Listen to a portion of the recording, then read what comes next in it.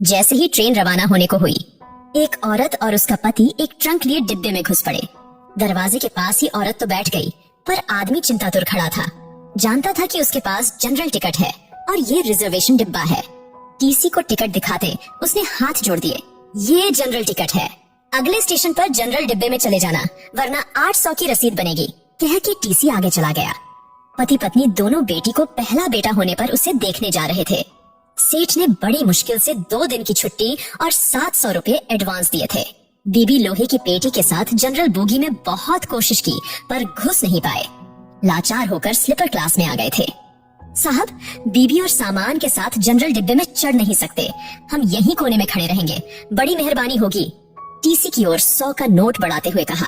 100 में कुछ नहीं होता, 800 निकालो वरना उतर जाओ। 800 तो गुड्डो की डिलीवरी में भी नहीं लगे साहब, नाती को देखने जा रहे हैं, गरीब लोग हैं, जाने दो ना साहब। अब की बार पत्नी ने कहा, तो फिर ऐसा करो 400 निकालो, एक की रसीद बना देता हूँ, दोनों बैठे रहो। ये लो साहब, रसीद रहने दो।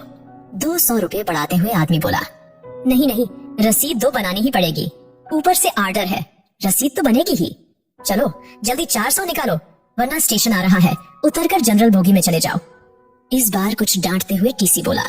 आदमी ने 400 रुपए ऐसे दिए मानो अपना कलेजा निकाल कर दे रहा हो।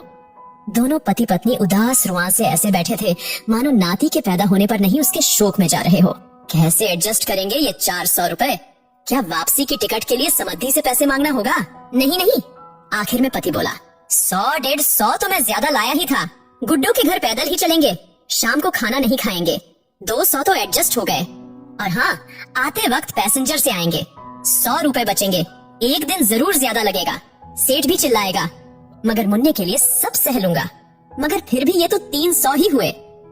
ऐसा करते हैं, नाना नानी की तरफ से जो हम 100 देने वाले थे ना, अब दोनों मिलकर 100 देंगे, हम अलग थोड़े ही हैं, हो गए ना 400 एडजस्ट, पत्नी ने कहा। मगर मुन्ने में कम करना। और पति की आंख छलक पड़ी। मन क्यों भारी करते हो जी, गुड्डो जब मुन्ना को लेकर घर आएंगी तब 200 ज्यादा दे देंगे। कहते हुए उसकी आंख भी छलक उठी, फिर आंख पोंछते हुए बोली, अगर मुझे कहीं मोदी जी मिले तो कहूंगी, इतने पैसों की बुलेट ट्रेन चलाने के बजाय इतने पैसों से हर ट्रेन में 4-4 जनरल बोगी लगा दो, जिससे ना तो हम जैसों को टिकट होते हुए भी जलील होना पड़ेगा और ना ही हमारे मुन्ने के 100 रुपए कम हो। उसकी आंख फिर छलक पड़ी। अरे पगली, हम गरीब आदमी हैं, हमें वोट देने का तो अधिकार है, पर सलाह देने का नहीं। रो मत। विनम्र प्रार्थना है, जो भी इस कहानी को पढ़ चुका है उसे इस घटना से शायद ही इत्तेफाक हो, पर अगर ये कहानी शेयर करे, कॉपी पेस्ट करे, पर रुकने ना दे, शायद रेल मंत्रालय जनरल बोगी की भी परिस्थितियों को समझ सके। उसमें सफर करने वाला एक गरीब तबका है जिसका शोषण चिरकालीन से होता आया है। एक कोशिश परिवर्तन की ओर।